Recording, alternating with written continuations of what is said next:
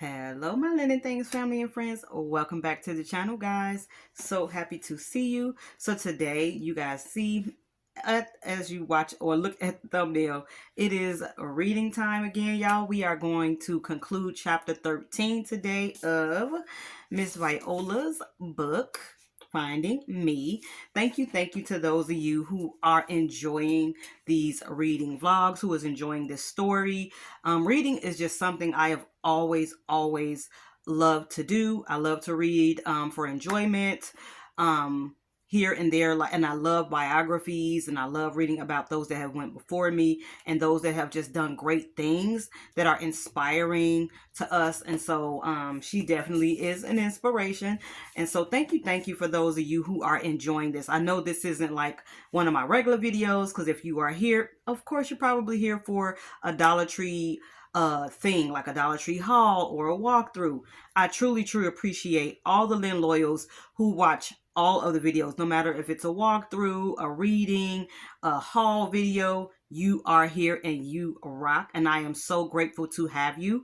One thing that I wanted to say, I was just like kind of discussing with my daughter when it comes to reading. And this is to any new mom. This is to any mom with very small children. The one thing that I personally know for myself, from my own experience, because I've always loved reading all the way back to probably grade school. The one thing I loved for my girls, or when they were little, I always read to them, right? I always read to them a bedtime story. And then as they got old enough to read words themselves, I would have them read a little bit. Like if it's a story, I let one take a turn and the other one take a turn. But because I did that with them, my girls always excelled when it came to like reading and school and spelling and things like that. And I just kind of wanted to share that little bit of or that little parent tip. If you just read, you just do not know what an impact you are giving to your child. Right now we are in Black History Month. What better way to like maybe start off today, reading a story about maybe Martin Luther King Jr. or anyone that you pick. You can, teach your kids about their history, their ancestors and things like that, whether, you are a family of color or not. But I just implore that you use that and read to them. They love it. They love it a lot. I know some people, like when my girls were little, were like, oh, your mom reads to you. It was just like a little bit foreign to some people. I'm not saying all people, because I'm pretty sure there are other moms that read to their kids.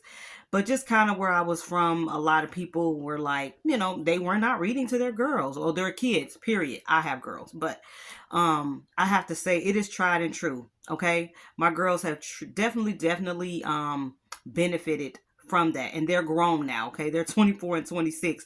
But when I say they went through grade school, middle school, high school, and college, and they never had a problem when it came to comprehension, understanding, spelling, y'all, that is the one gift you definitely can give your kids. It is of yourself, and it is also like sharing that time, and it's also information.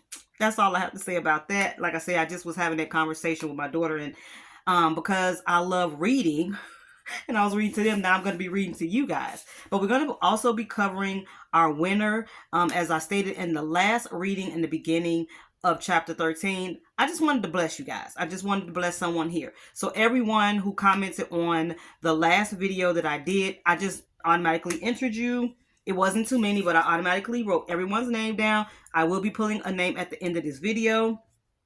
And it's just a little something. I will show the prize when I say the name. So we're going to jump into it. But I also have, I think that's it. I got like one more thing at the end of the video. But we're going to jump into this reading. And as I always say, you do not have to sit and watch this video all the way through if you don't want to. You can definitely play me in the background. Treat it like an audiobook, y'all. If you're cleaning or you're working on your way to work, or just want that me time and you're like, you know what, I'm about to sit down, get me a little coffee or tea or something that I want to sip on, and light my candle and just chill out and listen to, Lynn read, girl, go right ahead. And while I'm talking about our candle, I was letting you guys know each week I was trying to do something where, when I do something, I'm trying to make sure that I purchase from Black owned businesses. And so I did share my first visit to a Black owned grocery store that is not far from me. And I was so excited to find out about that. I was actually on Facebook and someone was talking about the store, and I'm like, oh, okay, I gotta go. And it's a beautiful store, y'all. I absolutely had a great experience. I will definitely be back to that store. So I did purchase from that store a candle. So today's candle, y'all see it. So they had all of Valentine's Day on sale, and girls, this smells so good. So it's called Moonlit Kiss, but the notes are enchanted berry, crisp apple, and amber. I must like amber because I noticed I got a couple scents and amber is kind of an undertone in it. So I must like amber. But this smells so good, y'all. So we're going to light our candle of the day. Give me a second. All right, y'all. She is all lit and ready to give us a nice sweet ambiance. Let me sit that down. And now we're going to jump into the other half of chapter 13, guys. And I think where we left off, we had just found out she had gotten a boyfriend, and she had also was going to tryouts or something like that at Juilliard, y'all. Okay, so here we go. It says, I had no idea when you audition to get into Juilliard, the auditions take place over 3 days. I found that out much later after trading admissions stories with classmates. I didn't even know Juilliard was a 4-year program. Yale is 3 years. NYU is 3 years. I was simply intent on going to a school where I could get more training and then an agent, and I wanted to get better. The day that I went to my Juilliard audition, the clock was ticking. I got on the first train smoking and arrived early. I weighed about 165 and was nervous. Sitting in a room with dozens of skinny actors who have been in magnet school since they were like 2 years old, dance classes since they were toddlers, all warming up, doing their ballet techniques. I sat there, waiting my turn. I had no sense of what to wear, so I had on poofy jeans, a huge red sweater, and a head wrap that had wide silver, purple, and gold sparkles on it. I was too inexperienced to understand that any of that could be a distraction from my performance. My two audition pieces were lines of Celie from The Color Purple and something from The Learned Ladies of Moliere. Sorry. You needed a contemporary and a classic piece, usually 3.5 minutes at most. That's a true monologue. Sometimes you get a little longer, but that's usually the standard. I was confident in my pieces. At Juilliard, you audition for 3 or 4 main teachers, and if you're good enough, you go on to the next level and do your audition again.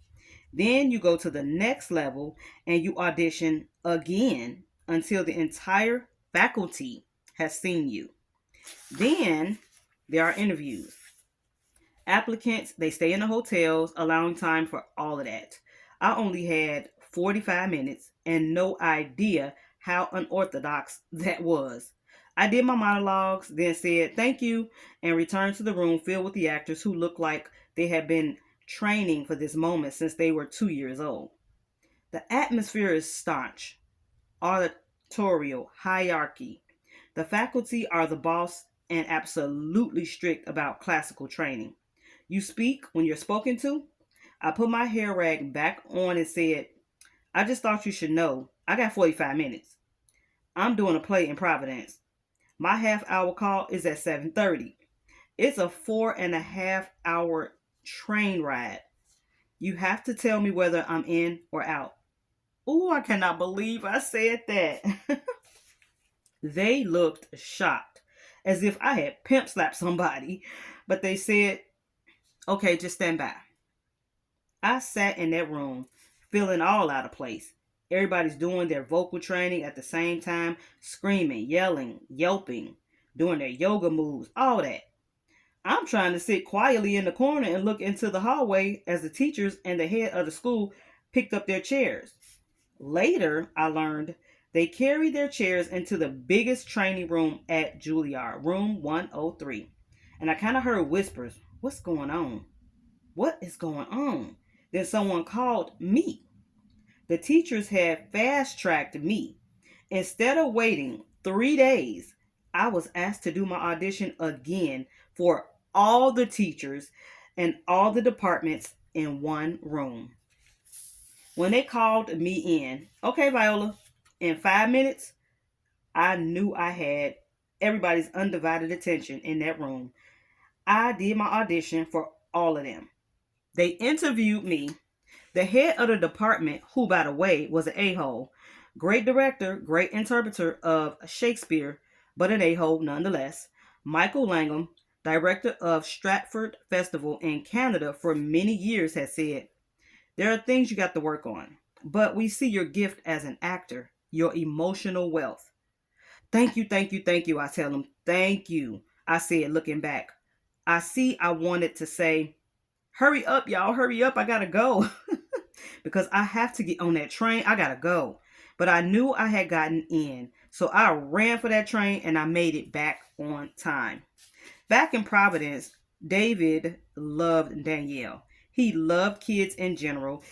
He had already had one from a prior relationship. During breaks in rehearsal, we would all get the most magnificent sandwiches from Mark's Deli. After the performance that night, I would take Danielle home and walk back to my apartment.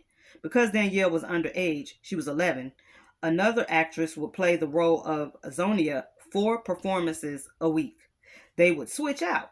So on the nights that Danielle did not perform, I would stay with David. As much as I would love to romanticize that part of my life, I can't. I was so unfinished. I asked God for a boyfriend. I asked him for professional acting status and the experience of traveling overseas. But I didn't ask for wisdom. I didn't ask for self love, and it showed. I was with this man who never loved me. My objective the entire 7 years was earning his love. I would internally pray, convincing myself that this would be the day he'd profess that he couldn't live without me. This would be the day he'd just look at me and tell me I'm beautiful. I practically gave him VIP access to relationships with other women. I felt lucky to have him. That's how damaged I was. He never remembered my birthday. He didn't remember my favorite foods. He didn't remember Christmas or Valentine's Day. I was into the outward marks of achievement rather than the inner sense of home with a man, a sense of belonging to oneself. He wasn't a great boyfriend, but I didn't demand anything from him. I didn't create any boundaries. I didn't teach him how to treat me. So I wasn't the best girlfriend. I used to be secretly jealous of people who were in even bad relationships. I would hear women say, "Yeah, he was begging me to take him back after he cheated on me. He was crying, going on and on, how much he loved me and wanted me. So I took him back." My thought was, he cried and said he wanted you and loved you. I never heard that in 7 years. But it was not David, it was me. Before I met David that gap year, I met somebody else on the way to work. He became my first boyfriend who I never talk about. His name was Carl, and he was a wayward soul. Our connection started with him telling me I was beautiful at the bus stop and smiling at me. I never knew where he was, what he was doing, where he worked, nothing. I remember very little about him because he didn't stick around long. I slept with him 4 times. I'm ashamed because I have puritanical values that I was not admitting to. I'm ashamed to also because the last time I was with him, I went to his house to tell him we were done. He wanted to be active, and I most definitely did not. I was on like my special time of the month, and we struggled. He kept pulling at me, and I thought about punching him, but I didn't. Maybe that would have been an acknowledgement that what was happening was great. I So I gave in, and then after that, I left, and I felt so ashamed. That's how I felt. But what I showed was a young woman in control. I compartmentalized the trauma and filtered it so that it would lie to me and keep me safe. Another dirty secret, another shame lashing. Why didn't I punch him in the face? Why didn't I fight the same way that the 6-year old Viola did when the boy next door tried to kiss me? 6-year old me punched him as hard as I could. No apologies. Heck, he kicked me hard after, but I got back up with tears to kick his tail again. Somehow along this way, I guess I felt she was wrong. That in my journey to the top, to being more evolved, I left the street fighter in me behind. David was an out of town actor. Equity rules dictated that the theater had to provide him his own apartment for the duration of the play. I had another place to stay to lay my head. I tapped into another part of my soul that identified me, my blackness. David was bold and unapologetic about it. He once saw a poll on the PBS show Tony Brown's Journal that said that 80% of whites felt blacks were unpatriotic. It made him mad, so that he studied every war America had ever fought. He had researched African American involvement in them. Every single war we fought in, even during Jim Crow, we were not nearly given the same rights as our white counterparts. That was patriotism. If that didn't speak volumes about our love and commitment to this country, nothing did. He also studied music and black history. David was an actor who worked a lot. I was the newbie actor, then acting student. In that gap year, I was also working as a telemarketer at PPAC, Providence Performing Arts Center, selling tickets over the phone while doing play after play after play at Trinity Rep. I was finally a working actor. Not making bank though, but enough to get by. Rhode Island didn't have a high cost of living. I didn't have a car, but I had my own apartment. With a roommate, I could buy food. I could do all that I needed to get by. I was an overly busy working actor. But I didn't want to stay in Rhode Island. I wanted to grow. I wanted to travel. Toward the end of my gap year, I resigned from Trinity Rep and I flew to Edinburgh, Scotland, where I performed 3 plays in the Fringe Festival. One of my mentors, Dr. Bill Hutchinson, filled out the application for us to enter. I went to Boston to get my first passport and was amazed at how my dreams were manifested. It's the largest theater festival in the world. Emily Baker, whom I met at a 6-week acting program in Circle in the Square, loaned me the money to participate. She had written a play about her experience with her dad abusing her that she wanted me to perform. The other play I did was a comedy written by a theater teacher from Rhode Island College. I played Socrates' wife, who went into therapy because her husband never talked to her.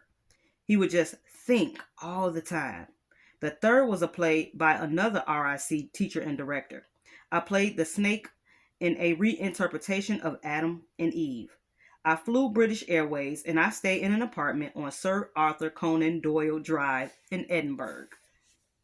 It was riveting. And the surprise was the elderly people in the audience were completely into it. I saw a production of Salome by the famous auteur director Steven Berkoff. My favorite was the Festival d'Espana out of Barcelona. It was a pagan fireworks extravaganza on the grounds of an all boys school. The school kind of looked like a castle. The performers dressed like half man, half beast with fire shooting out of their nostrils.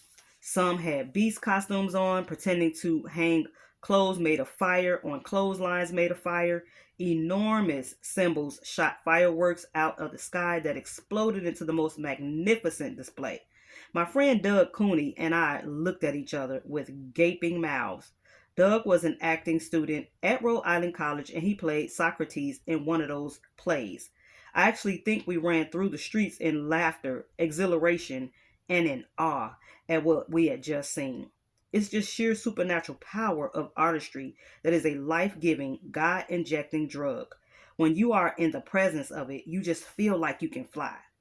Nighttime was my favorite. Amid all the actors in a large apartment talking and sharing, laughing, drinking scotch, and playing spades, talking about the process of acting, I slowly felt like a part of something. Usually, I click with one or two people in a group, but this time we were all together. I flew to San Diego after the Fringe Festival for a week with David, who was acting in the theater. Then I took a bus from San Diego to Los Angeles, stayed at my friend Gary's apartment, and planned to fly to New York to start my first date at Juilliard the next morning. I took a bus from San Diego to Los Angeles.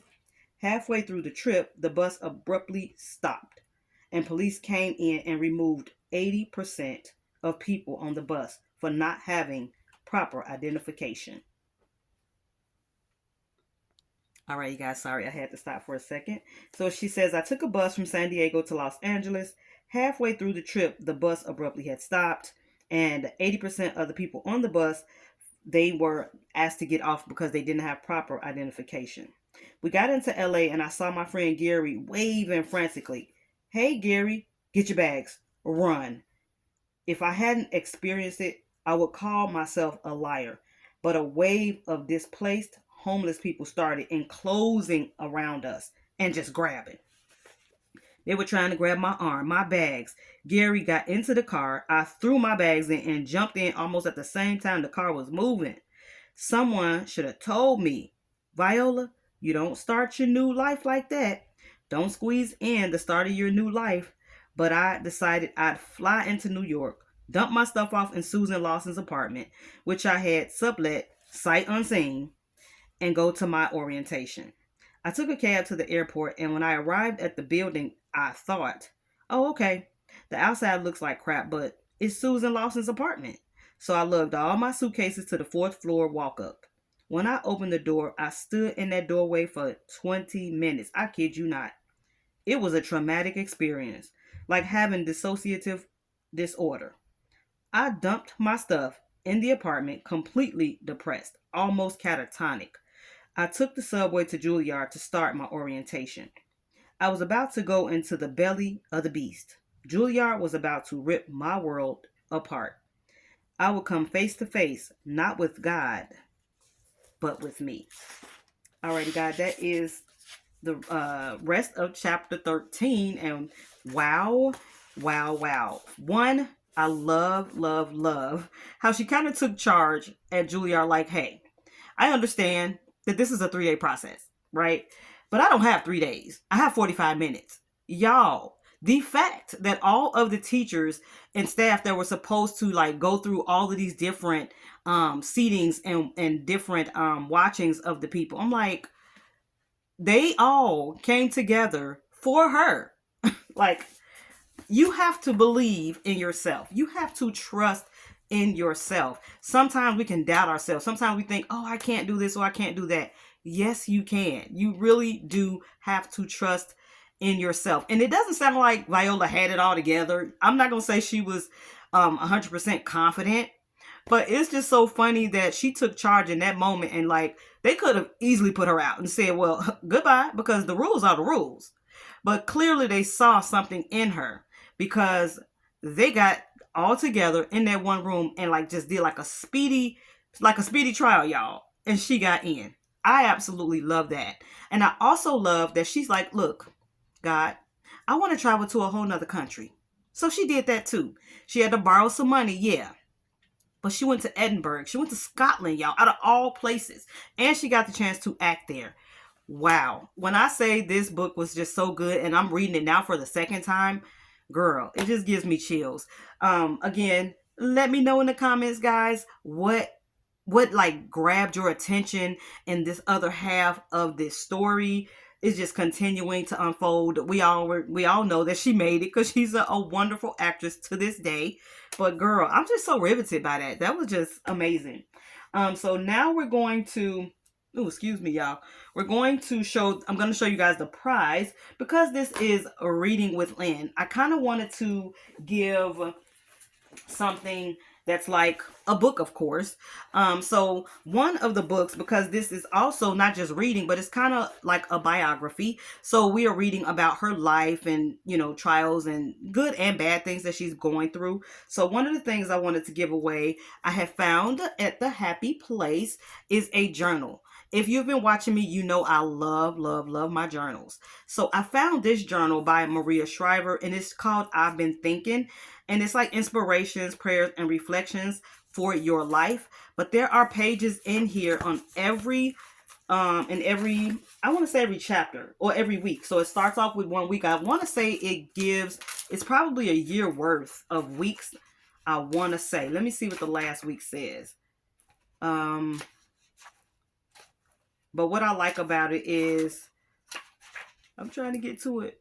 So 52, yes. So it is a yearly journal, but they always start off with like a prayer. They always like ask a couple of questions, and then there are lines where you can fill in, and then there's a prayer at the end, which I love. And they also give you like midweek reflection, my yippee moment of the week, my intentions for the new year, and things like that. You don't necessarily have to start on week 1. When you get this, you can either save it for the new year, but we're still practically in the new year. You can catch up and get to that week that we are on right now once you receive this. But you're going to get this journal, and then I had to throw in, because it's Black History Month, so remember I did pick up, you guys, the Black History word search. You will be getting the Martin Luther King Jr. And because this is Black History Month, I do want to go ahead and read a Black History fact out of here really quickly. So we're going to add that in right now as well. This one says, oh yeah, you guys are probably going to know this one, but it says, God's time is always near. He set the North Star in the heavens. He gave me the strength in my limbs. He meant I should be free. This is a statement by Harriet Tubman. So Harriet Tubman, born in 1822 and passed in 1913, was also known as Moses, leading 70 or more enslaved people to freedom. She herself escaped slavery, finding freedom on Pennsylvania. She returned to help guide relatives and others north through a series of pathways and safe houses, which became known as the Underground Railroad. She was an outspoken abolitionist and social activist, and is an American hero. Yes, ma'am. I'm pretty sure many of you all have heard her story. Awesome and amazing. So you will be getting these two. And then I kind of got you like a little reading pouch type of thing, right? So you guys know when I read, I do like to be comfortable and things like that. So you will be getting a pouch. And then inside the pouch, because you're going to be journaling or doing your puzzles, I did get you this beautiful pen to write with. That is inside. Also, because it's reading or whatever, I did put a mini candle, because I like to light my candle. Also in your little pouch, I got you some fuzzy socks, and I had to give you Bob because of the fro. Y'all, we in Afro-American history, but we got to go with the fro, right? So you will be getting the cozy socks, and you get not one pair, but 2 in that pack. I also threw in a sanitizer as well, because I know how hard these are still to find in a lot of your stores. So this you will be getting as well in your little, I guess, little book pouch. Cozy book pouch. And I'm going to pull my winner really quickly. Like I said, everyone who commented on it, I just added your name to it. If you do not want the prize, please just let me know in my email. But if you do, also get back at me at the email that I'm going to leave in my description box so that I can get your mailing information. Here we go, y'all. So the winner of this quick giveaway is Tina Warren. So Tina, you won my cute surprise giveaway. Thank you so much for coming and listening to me read, and I appreciate you so much. So Tina, I will leave my email. You can email me if you would like to receive this prize. Let me know that you want it, and then also give me your mailing info so that I can send it out to you as soon as I can. Alrighty, guys. So we have our Black History moment, our winner, our prize, and then I just wanted to share one more thing from the bestie. So y'all know we still in the month of love. I'm still receiving Valentine's Day things. So the YouTube bestie, if you've been watching me, you already know it is my friend Daniel from Golden Finds, which I have had the pleasure a couple of times now when I visit my daughter in California to also meet up with Daniel. Really quickly, I met Daniel here in YouTube land, and that's why he is the YouTube bestie. We kind of bonded over Ray Dunn items and things like that, but I just love his spirit, and we have really been good friends here and been able to like meet up in real life, have a meal, have some laughs and conversation. He is a sweetheart. So thank you, bestie Joe and Bella as well, for my card. So I wanted to show it because I'm like, this is too cute. It's noodles. It says let's canoodle on it. So it says happy Valentine's Day, and then there is just a little note in there from the bestie. But y'all, he also sent like this little mini envelope that has some cute little stickers and cards. You guys know I love getting these little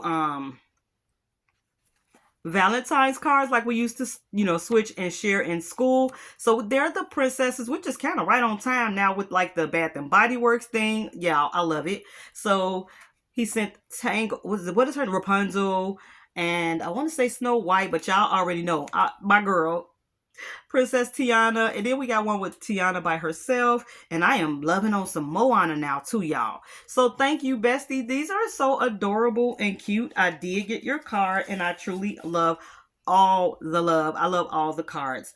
Alrighty, guys. I hope you enjoyed this reading. Again, my winner, Tina. Make sure to email me down. I'm going to leave the email down in the description box. And I think that's it, y'all. I'm going to catch y'all in the next one.